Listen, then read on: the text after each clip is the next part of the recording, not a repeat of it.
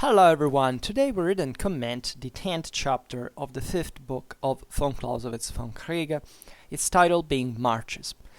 The text follows. Marches are a mere passage from one position to another under two primary conditions. The first is the due care of the troops, so that no forces shall be squandered uselessly when they might be usefully employed. The second is precision in the movements, so that they may fit exactly. If we marched 100,000 men in one single column, that is, upon one road without intervals of time, the rear of the column would never arrive at the proposed destination on the same day with the head of the column. We must either advance at an unusually slow pace, or the mass would, like a thread of water, disperse itself in drops. And this dispersion, together with the excessive exertion laid upon those in rear owing to the length of the column, would soon throw everything into confusion. If from this extreme we take the opposite direction, we find that the smaller the mass of troops in one column, the greater the ease and precision with which the march can be performed. The result of this is the need of a division, quite irrespective of that division of an army, in separate parts which belongs to its position. Therefore, although the division into columns of march originates in the strategic disposition in general, it does not do so in every particular case. A great mass which is to be considered at any one point must necessarily be divided for the march, but even if a disposition of the army in separate parts causes a march in separate divisions, sometimes the conditions of the primitive disposition, sometimes those of the march, are paramount. For instance, if the disposition of the troops is one made merely for rest, one in which a battle is not expected, then the conditions of the march predominate, and these conditions are chiefly the choice of good, well-frequented roads. Keeping in view this difference, we choose a road in the one case on account of the quarters and camping ground. In the other we take the quarters and camps such as they are, on account of the road.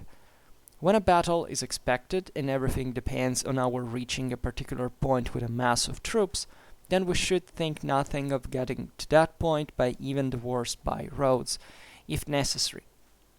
If, on the other hand, we are still on the journey to the theater of war, then the nearest great roads are selected for the columns, and we look out for the best quarters and camps that can be got near them.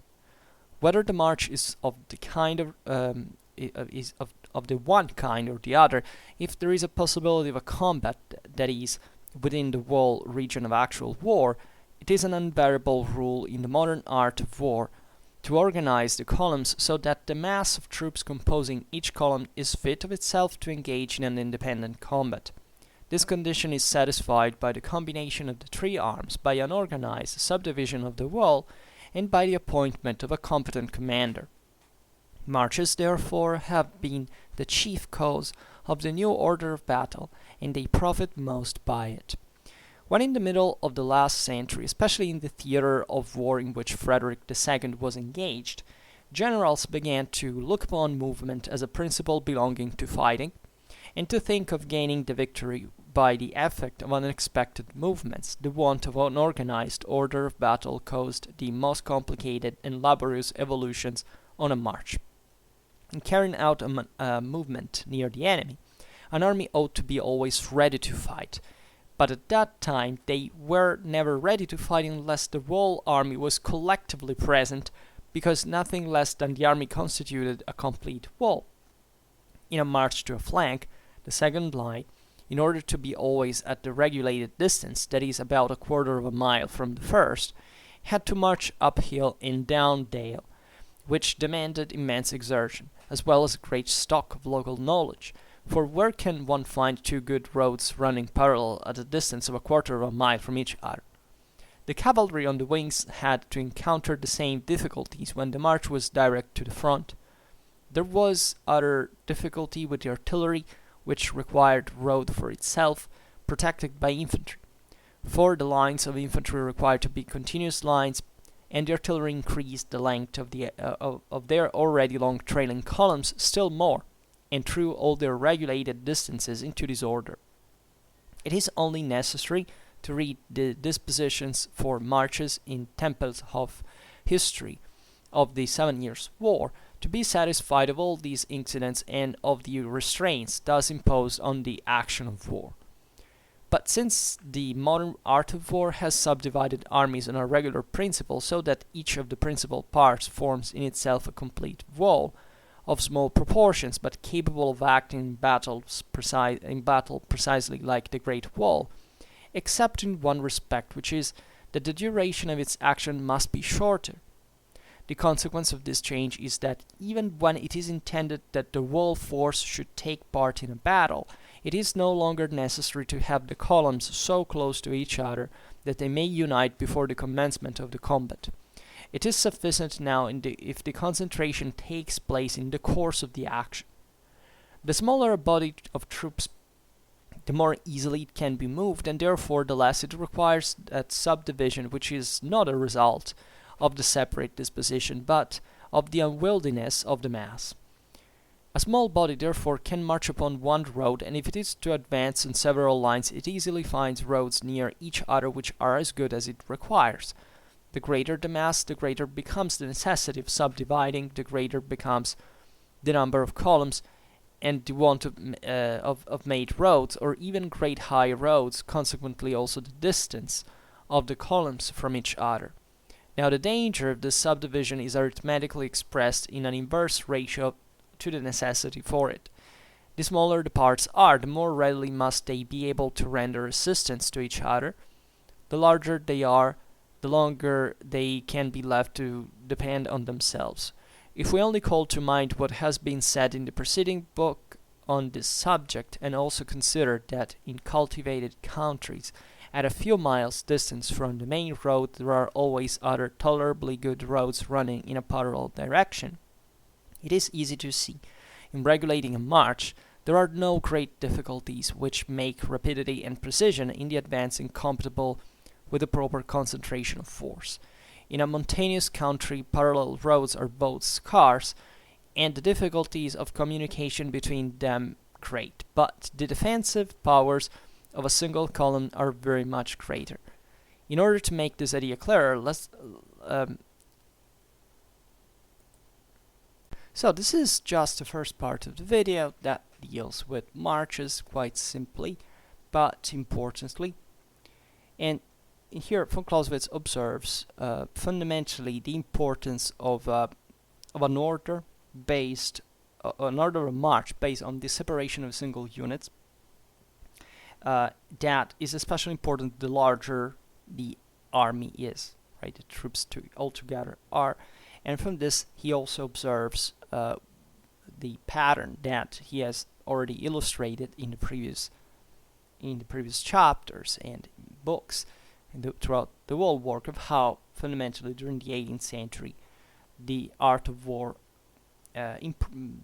properly developed on the basis of the development of the same armies, so much that the necessity, this is the point that he actually makes, of keeping all the troops together in for the sake of combat during the march is a problem that has been somewhat surpassed. I mean, there are naturally others that are even larger by scale, but essentially the same size of the armies has brought to the point that, you know, it's not a big deal if you can make troops arrive hours later, because simply, you know, the ones that are already there, quantitatively speaking, take enough time for those reinforcements, to those even proper reserves to arrive, and therefore to be functional, and more than that actually, because you realize also the composite nature that by Napoleonic times armies had reached together with their size. So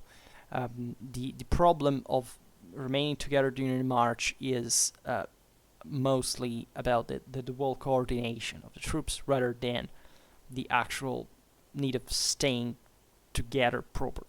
But this still is this is true in relative terms. In absolute terms, still it is important for a march, and exactly because there are this larger amount of troops, to segment them in a fashion that's where properly the coordination is all about. will bring to this broader picture of synergy for the sake of combat. So, okay, marches are a mere passage from one position to another under two primary conditions, von Clausewitz says. So the first one is the due care of the troops, so that no forces shall be squandered uselessly when they might be usefully employed. Right. So the first one is we have outlined the thing. It's about moving an army from A to B in space, and under the two conditions. The first one is this of not dispersing the forces. Right. It is marching in a way that allows all this mass to remain cohesive, to be usefully employed. So as we were saying before, sake of combat, deployment, so on. The second is, von Clausewitz says, precision in the movements, so that they may fit exactly, and that's the coordination that we were speaking of at the beginning. So these troops do not just have to remain cohesive, but also to maintain an order, which are two very different things, right? You can't even make all these troops sticking together, but that's not actually, from a physical point of view, you press them, but that's not exactly how armies and formations work for the sake of combat, as we were saying before. So here we have to be reasonably safe that that contingent will march from A to B. In all its its army with all these segmented contingents in a way that we can't almost mathematically calculate, which is actually the case. I mean, in terms of marches, if you study military history, if you ever gotten interested in comparisons, I don't know, we will talk about marches at some point, but you know that fundamentally the performance throughout history is all the same, right? In terms of weight, transport, difficulties of the terrain, but humans march always the same speed, right? Nothing ever changed. And this is naturally also interesting because it's one of those traits that we try to highlight about the universal nature of warfare in many ways. That case was simply because of a physical, a biological reality. But so von Clausewitz makes an example. He says, if we march 100,000 men in one single column, that is, upon one road without intervals of time, so you have all this army moving all together, the rear of the column would never arrive at the proposed destination on the same day with the head of the column, right? This is important. I mean, armies just of tens of thousands of men sometimes are stretched over tens of kilometers. So you can imagine 100,000 men. Yes, they will never make it, humanly speaking, in one day, unless that's in fact with severe problems as far as the cohesion and the deployability are concerned. But not just because of the unity of the formation. At that point, literally the exhaustion of the men as well. I mean, there are certain examples in military history of great marches, something astonishing. I don't know, like 80 kilometers in 2 days and a half. Like, there are things like this, but that also depends on what you have to do. And in fact, however, that may be exactly what you want to do. Sometimes speed is really what matters. Think about, von Clausewitz talked about how important this is in the retreat, of course. But winning time and surpassing the enemy, outmarching the enemy. But these are also things we will see better ahead in the work, hopefully. And this instead has to do exactly with the sake of the cohesion and the deployability in terms of actual order, right, of march. And von Clausewitz says we must we must either advance at an unusually slow pace, or the mass would, like a thread of water, disperse itself in drops. This is kind of even visual. Like, the speedier you go, and the greater the difficulty you have in maintaining the formation. This is really evident, right? It's not a matter. It's very physical as a problem. It's not an individual problem, mostly a collective one. It's how troops actually march all together, all the things that can go wrong. Right here, we have not been acquainted to the idea of friction proper in the work yet, but that has much to do with that. Actually, marches have a very important part in this, because it's exactly where, for many reasons, it can be also just of command, or just poor reconnaissance, or whatever, the difficulties of the terrain. I don't know, a wheel breaks, right? Von Clausewitz starts, his friction point, saying something that we find even, I don't know, I found it once in an English ballad of I think it was the 15th or the 14th century, where it says how even just a nail that is unhinged can cause altogether a freaking damage to the whole army. It's the theory of chaos, right? And it's something that really happens, right? It's naturally the less impacting, the more the smaller the thing is in many ways, but you may never know how the wall is really interconnected. So to make long story short, the more you're in a hurry and the more you will do things poorly, which is something we can, I think, all relate to as far as any, I don't know, homework or studying, whatever, is about. And therefore, this requires unavoidably, it's a compromise, as always. It's not that you have to go literally as slow as you can. There's a problem of time, and time is probably the most precious resource. So we have. So that's exactly something you want to calculate pretty well, pretty accurately, especially in the case you're at the command of a large army and you're in trust of the lives of all these people, and maybe even of the future of your country and whatever. So you can imagine all the pressure that falls on this system, not just from a physical point of view, but properly from even just the paralyzing capacity that that doing a too hasty maneuver can even be, psychologically speaking, without that maneuver even happening, right? And this does have a strategic weight. So that's how complicated reality is to calculate. That is, it's impossible at a certain point. But knowing on average, what's the thing, what can happen, and this is the point of the Vom Kriege, will habituate you to essentially resist to that intensity of disorder that you need to be able to bear, right? And that's where the balance must arrive at a certain point. So von Clausewitz says, and this dispersion that occurs, together with the excessive exertion laid upon those in rear owing to the length of the column, would soon throw everything into confusion. If from this extreme we take the opposite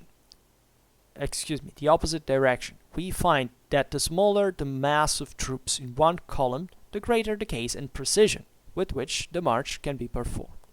So, he also says something logical, almost obvious. In fact, at this point, that is, in order to solve the problem, ideally, you should have less people. But we know how important it is actually, for the sake of the decisive battle, to have, we have seen it abundantly in the previous chapters, to have the greater amount of troops. So this also makes you understand, relatively to the end of war, that is fundamentally, as we've seen, tending towards this absolute employ of force. Keeping all this together, and that's exactly the paradox. Like, the more you want to gain something, the more you have to risk. This is the mathematical purity of the Clausewitzian theory, because this is really a physical thing. And so it says, okay, well,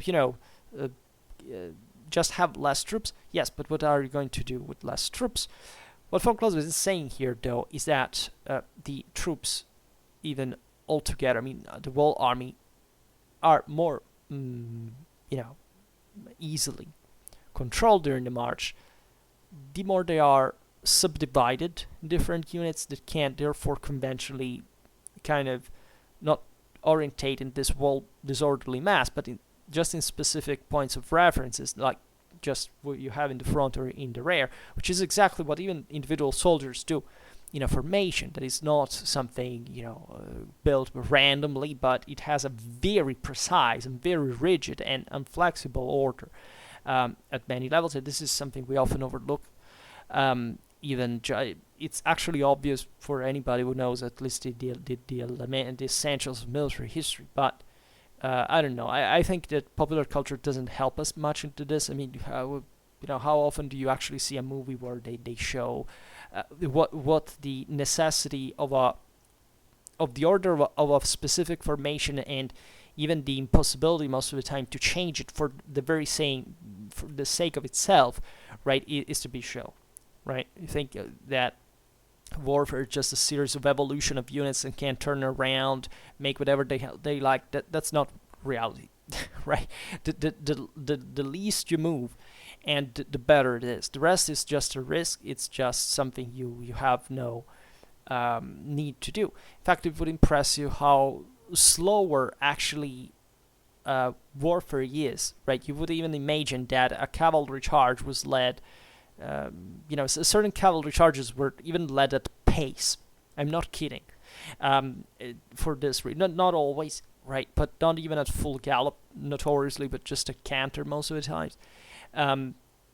Exactly because of this need of maintaining the formation, which here we're talking about the marches, but actually it's valid for any kind, in fact, of march that even includes combat, like a charge, and so on. And more of this in here to be explained. In fact, von Clausewitz says the result of this is the need of a division, quite irrespective of that division of an army in separate parts which belongs to its position.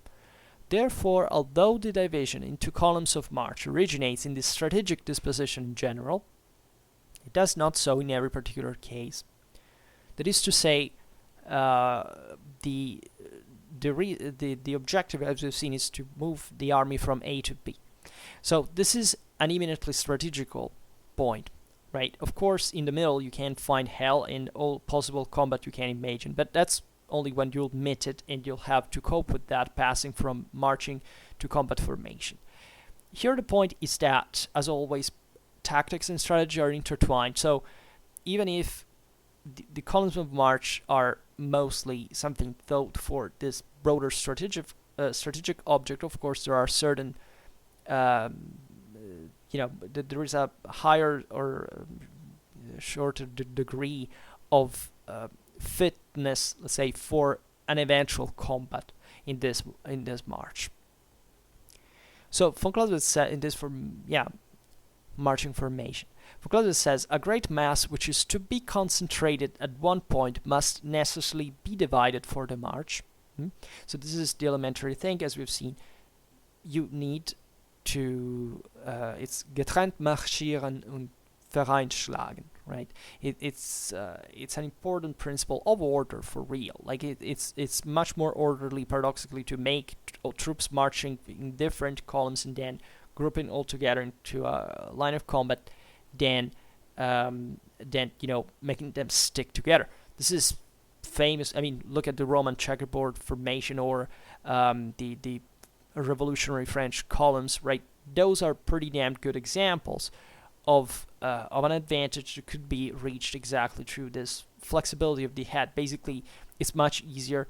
The narrower the front is, to bypass natural obstacles, whatever you find actually on the ground, including human obstacles. Let's say in the sense of farms or orchards or whatever. And naturally, you can't make it be too thin unless you want the column to be too long. So at that point, the best thing is to also section the whole army in many columns, right? So that there is enough space between them to get past these natural obstacles. Troops have just to follow. People have their head, which is small, that they don't get lost, on the flanks, and decide to maintain this kind of serpents formation, and And that's it, right? That's the functionality of it. And von Clausewitz says, however, but even if a disposition of the army in separate parts causes a march in separate divisions, sometimes the conditions of the primitive disposition, sometimes those of the march, are paramount. That is to say, it's properly how you also prepare the march to be functional to that really matters.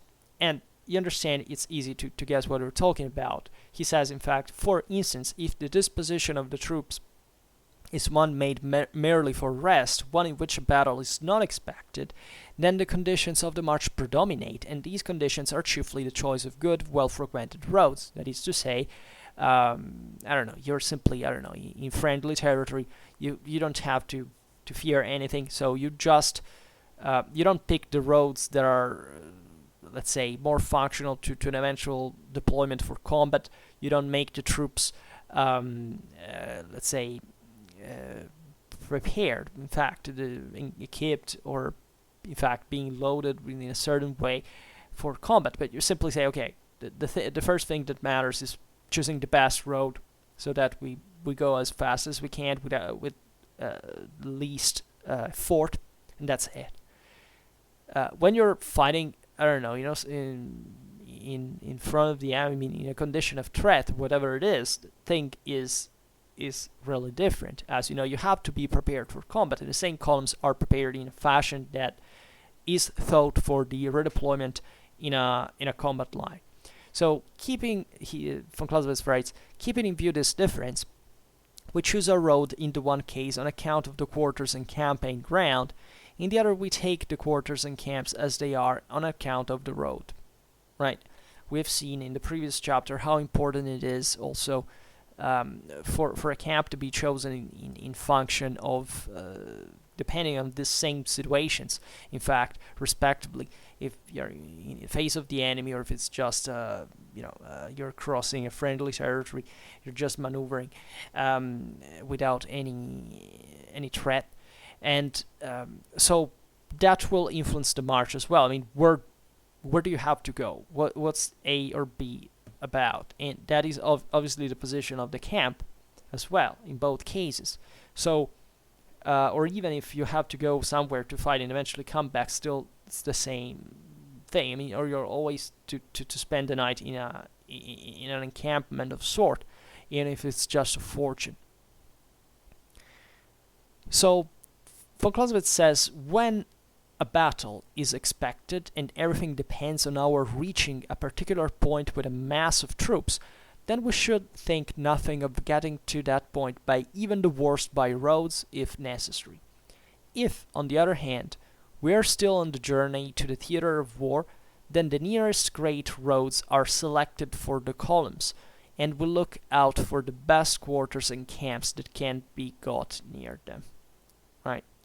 So as you understand, during combat, everything is functionalized to it. We've seen it. Combat comes before any other specific, when you're exposed to it, or there is, like in this case, a specific need to intervene, that basically takes over as a priority. So all the rest doesn't matter, right? This the harshest road. You have to get through it, if that's what you have to buy, which is mostly time. Time is this tells you how time is precious, because here, of course, the troops can get exhausted.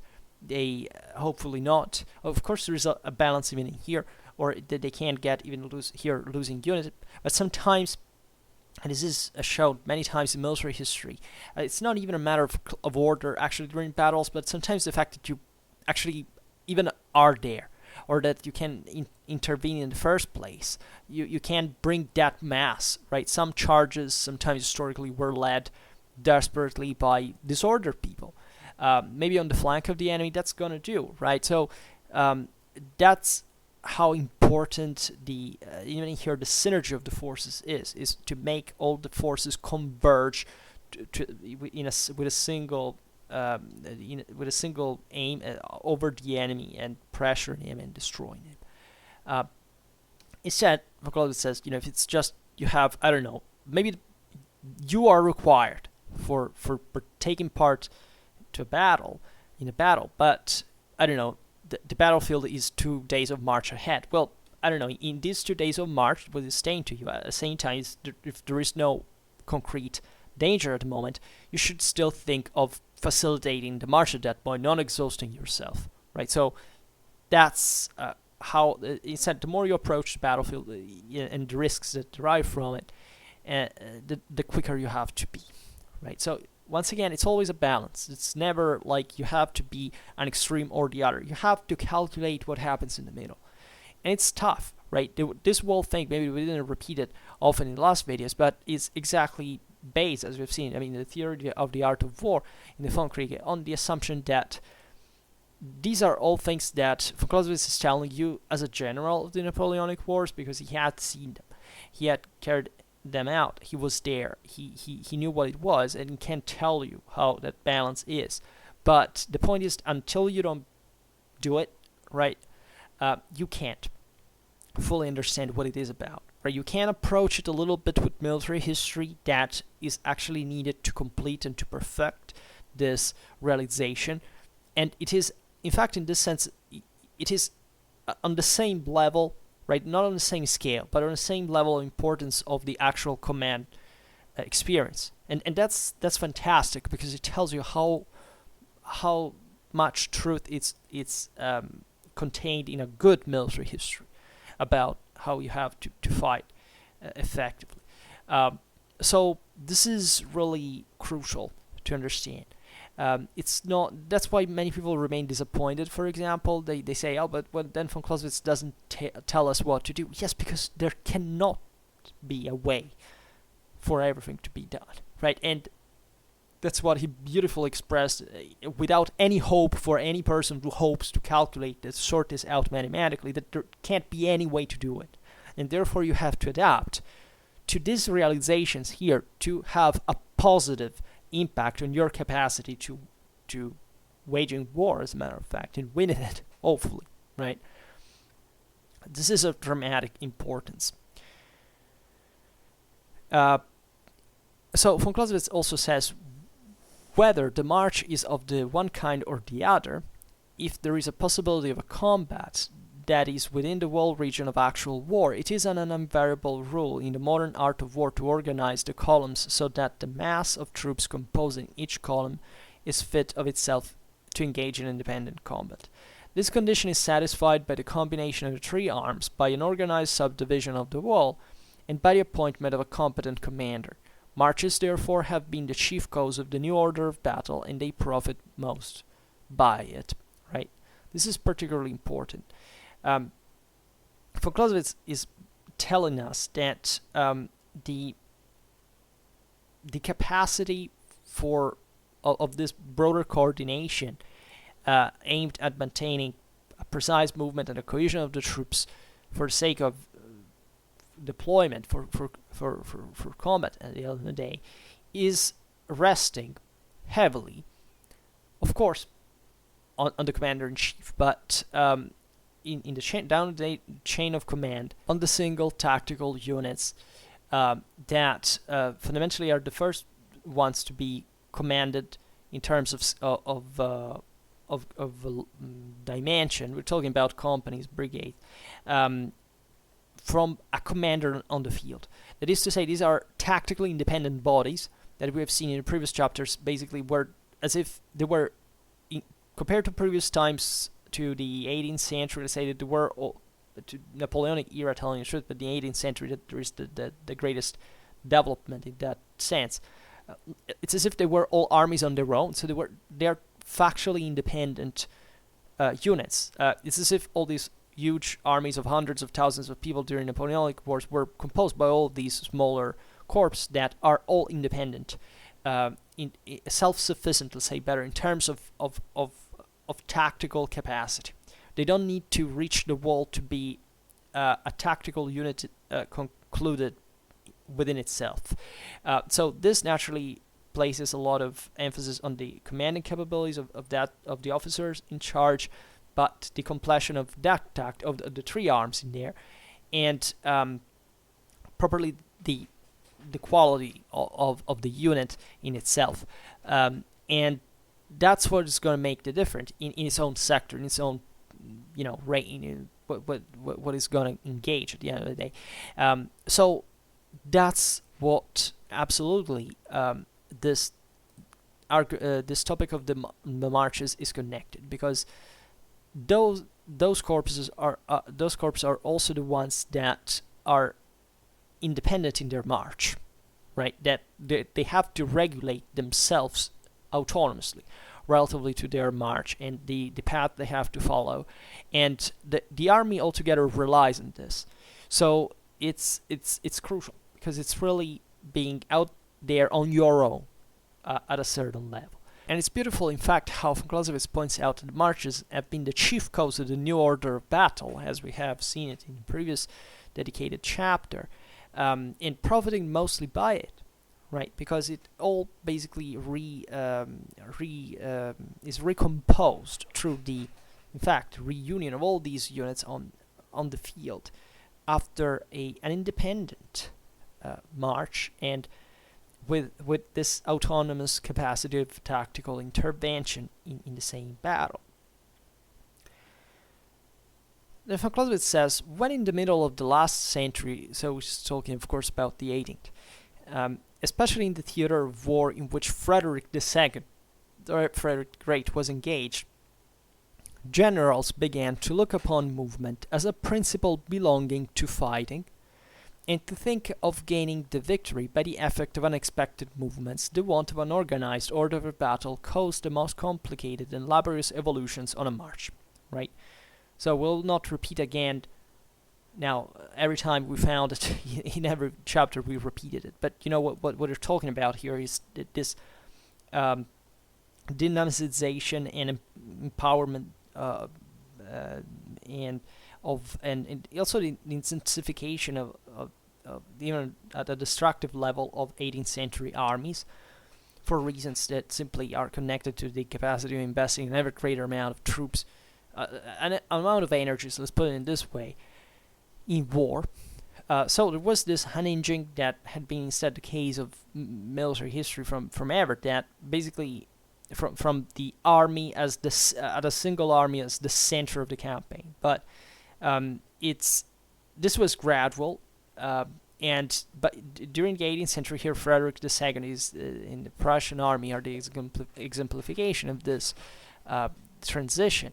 There was the idea that rather than just the army in itself, wherever it was to give battle, whatever, it was this projection capabilities, let's call it in this sense, of the army itself that could make a devastating influence.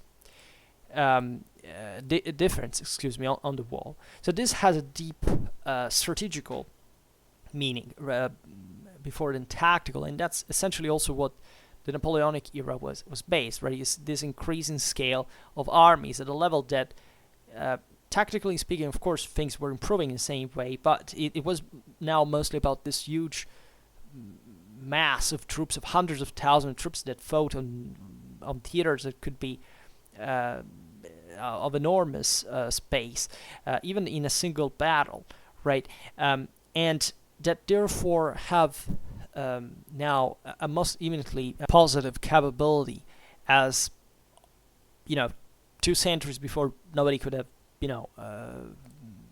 ever even thought to reach, practically speaking, given the means that were invested in war and the ones to control them and so on.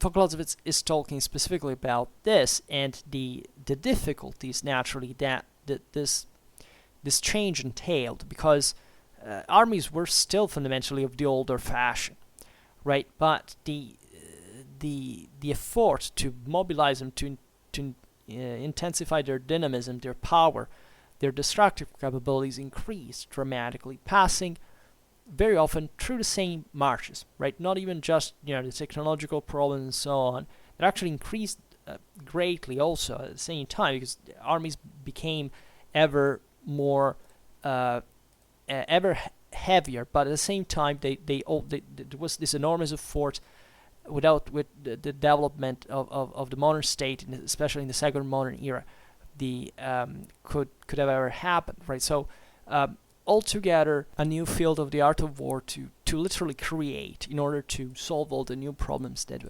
would be mostly also intensified during Napoleonic times and remaining in fact throughout most of the 19th century a bit the obsession of military thinkers as at least as the grounds that had been set, that we talk even of a certain Napoleonic mindset still present at the beginning of the First World War that objectively contributed to the not to make World War the First fought the way it was, as people think like it was kind of a mistake. No, after 2 or 3 months of war, all the contenders had developed most sophisticated way of warfare that even trench warfare actually is, far beyond actually Napoleonic era.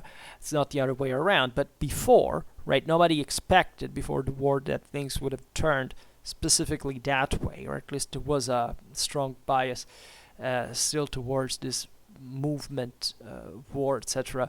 That, objectively on other fronts aside from the Western or the Alpine, well, was more evident.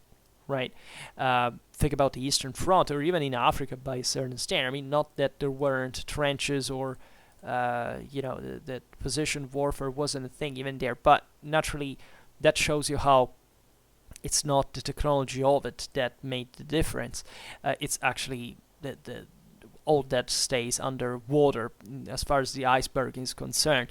The technology being apparently just the tip that people also just like to notice because they are into the technologistic prejudices, but not much because of the actual importance. But in spite of this, let's say that this of course von Clausewitz recognized the step that had been taken in the 18th century by his own country, by the way. Prussia had been on the lead on these developments, and that therefore understands better this transition for us, right, to be explained. Von Clausewitz says, in carrying out a movement near the enemy, an army ought to be always ready to fight. And this is an important realization, right? You can't now think that, it's just meeting at a certain point, then giving battle in a pre-orderly fashion. No, now it's become brutal. The thing is dramatically more intense altogether because of energies involved. As a consequence, what is going to happen in terms of first contact and whatever can be much more overwhelming from the individual soldier perspective as ever been before. So also the ways this tactically unfolds are pretty evidently along that pattern. It's like it's a much larger extent, generally speaking, in terms of terrain covered, and tumultuous thing than ever before. So troops have always to be ready to fight in that condition. But at that time, von Clausewitz says they were never ready to fight unless so talking again of the 18th century, they were never ready to fight unless the whole army was collectively present, right? Because nothing less than the army constituted a complete wall, right? As we were saying before. Before this turn in Western warfare, everything about the campaign was the army in itself, right? Not the sum of these corps as we've seen in Napoleonic times, where everything was much larger, right? You would all revolve around the army as a consequence, and the army interaction, the arms interaction, that is,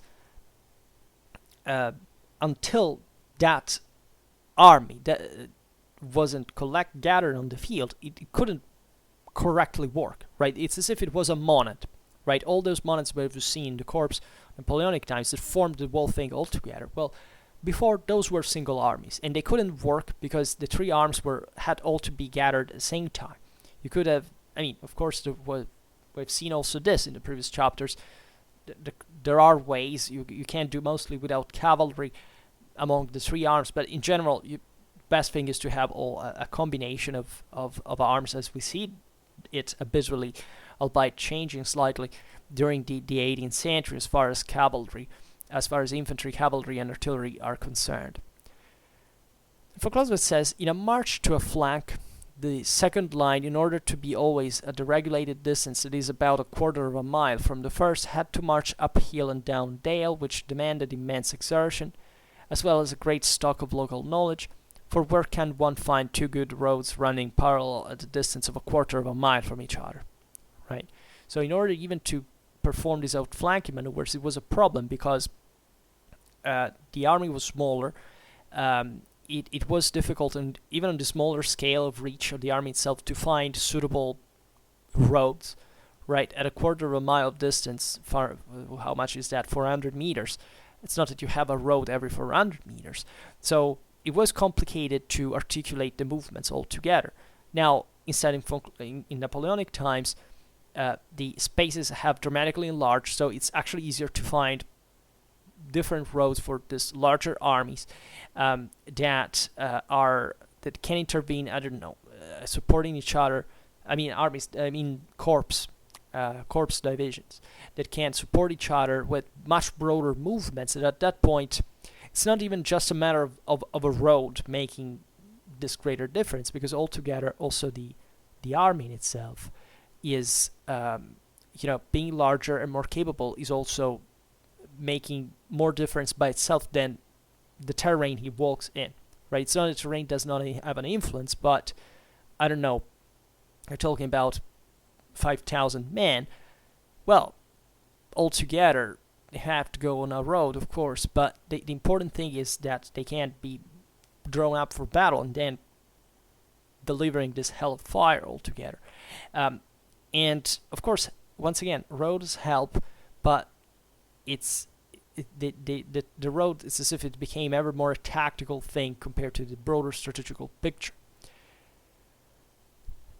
And so von Clausewitz says also the cavalry on the wings had, back in the 18th century, to encounter the same difficulties when the march was direct to the front, right? There was other difficulty with the artillery, which required a road for itself protected by infantry, because of course the army, certain units could march on a certain path, but artillery always required a better one. And also, for the lines of infantry required to be continuous lines, and the artillery increased the length of their already long trailing columns still more, and threw all their regulated distances into disorder. Right now, everything is much larger, so you literally buy time for you can make artillery more easily march on another road, because all the troops that you have all together marching on the other one are enough to buy you time for having it deployed, right? That's also another interesting way of seeing it. Once again, it's not that there are no additional problems to that. War has become ever more costly than before, but also states have become ever more powerful than before, so this thing is evening, right? And the difference is literally that armies are ever larger and impacting compared to what are the terrain contingencies, roads included. And von Clausewitz says it is only necessary to read the dispositions for marches in Tempelhof's History of the 7 Years' War to be satisfied of all these incidents and on the restraints thus imposed on the action of war. But since the modern art of war, he simply readdresses to the work. But since the modern art of war has subdivided armies on a regular principle, so that each of the principal parts forms in itself a complete wall of small proportions, but capable of acting in battle precisely like the great wall, except in one respect, which is that the duration of its action must be short, right? So it's what we already said. It's all these monads that fight all together as if they were independent armies, right? And all together with the wall, they naturally can last less because they're smaller, but it's as if they were all together, right? Because they're fundamentally independent. We've seen they're built exactly like an army, like with a vanguard, with wings, with other bodies, with reserves. So it's really functional at all level, as if it was a greater wall, conceptually speaking. These are all things we've seen in previous chapters, so for anybody interested. Then von Clausewitz is saying the consequence of this change is that even when it is intended that the whole force should take place in a battle, it is no longer necessary to have columns so close to each other that they may unite before the commencement of the combat. It is sufficient now in the concentration if the concentration takes place in the course of the action. This is also what we were saying before, that is, it's the march in itself, running, it is unfortunately for great part of these large armies not quite. I mean, of course it is particularly important. Think about the War of the Third Coalition, think about the Battle of Ulm, right, and the march across the Black Forest of the French army in Germany. That's a hell of that's a masterpiece in the annals of military history. It's not that it's not important, but as far as looking at the army altogether, at the Great Wall altogether, and the consequent capacity to bring enough troops, a part of this army as being enough for holding for hours under enemy fire before it even starts to melt away. It means that it's normal that all these reserves in an attritional warfare, will have time to arrive and to fight in their stead. For Clausewitz, it's much worse, guys, right? It's not better, right? That became a meat grinder, but at the same time, in terms of time and march, and this is how we have to reason here, it had become relatively more secure to make troops intervene specifically in. It was more difficult to catch the enemy by surprise. Because simply the masses were so large that it's not that you defeat one of these corps and then the other doesn't know. Of course, there are major separations, but this also happened. In fact, some of the greatest disasters were met because of these problems now, and warfare looked at these. But generally speaking, that was also based on reasons that go beyond the strictly military art, and it could be logistical, it could be certain broader problems, political problems, but the question remains that the whole army, as they fought, altogether remained cohesive enough to make these battles last even days, for which there was enough time for the troops simply sometimes just to stop there and waiting for their turn before entering to battle. This is quite important. And von Clausewitz says, the smaller a body of troops, the more easily can be moved, and therefore the less it requires the subdivision, which is not a result of the separate disposition, but of the unwieldiness of the mass. Right. A small body therefore can march upon one road, and if it is to advance in several lines, it easily finds roads near each other which are as good as it requires. The greater the mass, the greater becomes the necessity of subdividing. The greater becomes the number of columns and the want of made roads, or even great high roads, consequently also the distance of the columns from each other. Right? Now, the danger of this subdivision is arithmetically expressed in an inverse ratio to the necessity of it. This is what we were saying before about the rush in the face of the enemy. The more you need to intervene in combat, the worse roads you have to take, with the consequences as we've seen here that can happen. They're negative and that surely remain. So that really depends on how literally you are in a hurry to intervene, and how much you're willing to sacrifice in terms of energies, order, cohesion. Right? Clausewitz then says, the smaller the parts are, the more readily must they be able to render assistance to each other. The larger they are, the longer they can be left to depend on themselves, as we were saying before. If they, you understand the point. The smaller the units are, and the more they are dependent fundamentally on their interaction, of course. The larger they are, of course, the more they can do on their own. But this is a principle now that goes also beyond the march issue. Then, Clausewitz says, if we only call to mind what has been said in the preceding book on this subject, and also consider that in cultivated countries a few miles distance from the main road, there are always other tolerably good roads running in a parallel direction, it is easy to see that In regulating a march, there are no great difficulties which make rapidity and precision in the advance incompatible with a proper concentration of force. Right? This is an important realization because it shows how naturally, also from a strategical point of view, the larger the armies became historically, and of course the more they fought in strategical spaces that could afford their employment.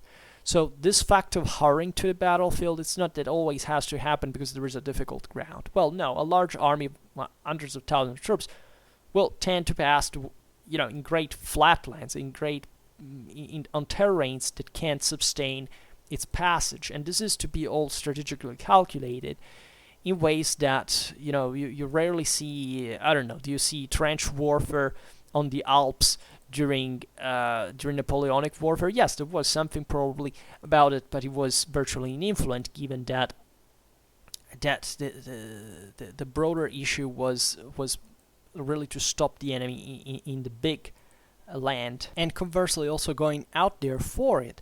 You would say, but what's the point if you maybe can't stop all the enemies concentrated on the mass on the Alps? And if you would stop hundreds of thousand men on a mountain for what? With all the costs and the difficulties that this entails. Or if you are really confident, you would go out for the enemy and actually cut it down. Right? In World War I, it was different. In Napoleonic times, it was much more complicated. Also because the mass of these forces, the thing about what just firepower was about, you couldn't stop more than much at the end of the day. Think about what Napoleon could have done in 1797 by invading Austria. Right? Strategically speaking, it was a gamble. It would have been a gamble. But even in there, we will have to make a video. We actually think we talked about it on from Clausewitz, but we did. I don't remember just which one it is, but the question in here is very clear. You don't put together an army of 100,000 in the 19th century for making it entrenched on a mount. It's a tremendous waste of sources, and equally, even when this was the case, it was rarely also so large, like during World War I, but even during World War II, on a mountainous position, you could last for much longer with a few troops, right? Because it was much easier, and it is in part true still. I mean, definitely true today as well, even considering how much we have expanded even in the other elements, in a sense. So, to make a long story short, in Napoleonic times, it was fairly easy for the troops to actually concentrate, given the terrain difficulties of the presence of the roads and so on. The greatest difficulty was a much larger scale, literally putting together all the necessary troops to make enough mass for this system to hold. Right, so that tells you how the strategical dimension had enlarged over the tactical one, proportionally speaking. And then von Clausewitz says, in a mountainous country, parallel roads are both scarce and the difficulties of communication between them great, but the defensive powers of a single commoner are very much greater as well. So that also touches what we were saying before about the capacity, of course, of even in a mountain warfare to stop, as in every time, historically speaking, the from a tactical point of view, the enemy, because of the obvious gravity advantage and so on. But once again, this is something that gets smaller and smaller the larger the armies are involved. I mean, or better, the greater the difference in number between the armies is, but properly, yes. I mean, even the larger the armies are involved in the measure in which you can overwhelm, in a sense, a certain position, still with those time standards, in ways that are simply counting on the mass, and also discouraging in general just fighting on the mountain from both sides, right? Because of the complications that also derive from just staying there and lasting, for example, in that conditions, given the logistical lines and so on, exactly because of this thing of the road, von Clausewitz says, also in part, and that therefore make this rare. and not the cunning camping maneuver to say, okay, so we entrench it in the mountains, we win. No, the reason why it didn't happen is exactly this one. Anyhow, we will finish hopefully the chapter next time, excuse me. And for now, I just hope that you enjoyed this video. If you did, please share it. Otherwise, leave a like or subscribe to my channel if you're interested in my upcoming contents. And for now, I thank you heartily for listening to me. I wish you a nice time and see you next time. Bye.